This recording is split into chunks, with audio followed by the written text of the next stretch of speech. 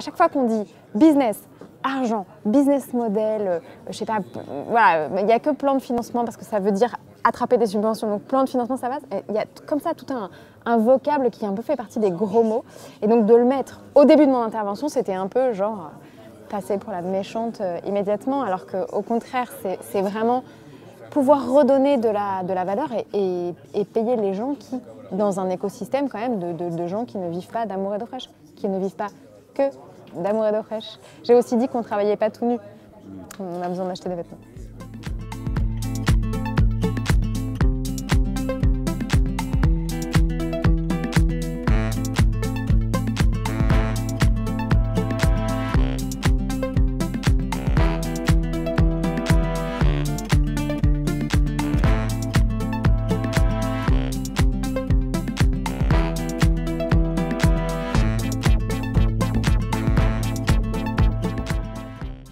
Alors WePlay, c'est une entreprise de la culture et du numérique qui pratique deux savoir-faire, l'intelligence collective et la photographie.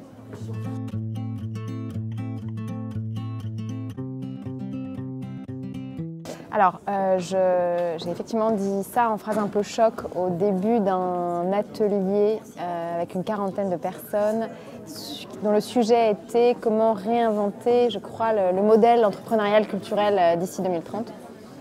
Et donc, je suis partie d'un point de départ qui est qu'on est en 2020 et on est presque en 2020, à quelques jours de 2020, et que 10 ans, c'est pas suffisant pour changer l'écosystème global, planétaire, tel qu'il est. Je parle pas du tout du développement durable, hein, mais plutôt des systèmes économiques.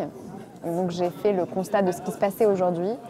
Et alors, j'ai pas la science infuse, j'ai pas étudié de près tous les systèmes économiques culturels, mais il me semble quand même que il y a un cas un peu général de gens qui s'excuseraient presque de devoir coûter quelque chose à la production culturelle, si je me place du point de vue des hommes qui le fabriquent et qui le créent.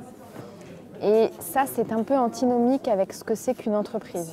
Et j'ai dit également, je crois que c'est une des phrases que vous avez retenues, qu'il n'y a pas de plus bel hommage que de donner une valeur. Et aujourd'hui, la valeur, elle est certes immatérielle, morale, du point de vue de l'histoire intellectuelle, etc., de la création, de l'ordre de l'innovation, mais en fait, elle a aussi une valeur marchande pour la simple et bonne raison, c'est que toutes ces petites mains et ces grands esprits qui fabriquent la création ont simplement besoin de vivre et qu'aujourd'hui, le système est fait comme ça. Et donc, il me semblait, pour les avoir étudiés, ces systèmes, que bien souvent, les coûts réels ne sont pas agrégés.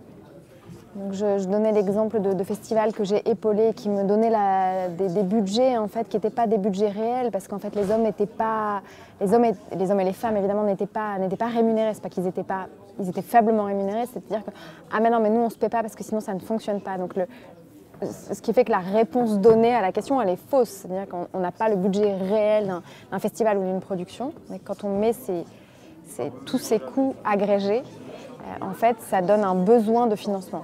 Et ce besoin de financement, il est articulé entre des subventions publiques, du mécénat de compétences, du mécénat privé, des gens qui acceptent de faire du bénévolat, pourquoi pas. Mais après, c'est vraiment un autre sujet. Et donc, je souhaitais pour 2030, donc un laps de temps extrêmement court, que ces notions-là, elles reviennent au cœur de la création, parce que je ne crois pas que, en se voilant la face et ne pas mettre des coûts réels devant une production, c'est un peu se voiler la face. Je ne crois pas que ça puisse faire système très longtemps.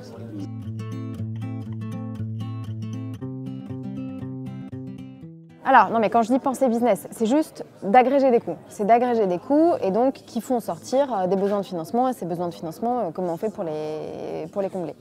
Et c'est là où je faisais intervenir l'intelligence collective, mais je ne crois pas au sens où vous l'indiquiez tout à l'heure. C'est-à-dire que c'est vraiment, bon, du coup ça fait des trous en fait. Globalement, quand on a fait le budget, il y a des trous. En fait, il y a des trous qui sont comblés, un bout par la billetterie, un bout par des précommandes, un bout par des subventions, un bout par du mécénat, etc. Mais bon, il y a des trous. Et là, il y a certes le bénévolat, mais on a mis en place, notamment avec Mathieu Baudin, quand on a créé nos structures, on les a créées ensemble sous les toits de la Gaîté Lyrique à Paris.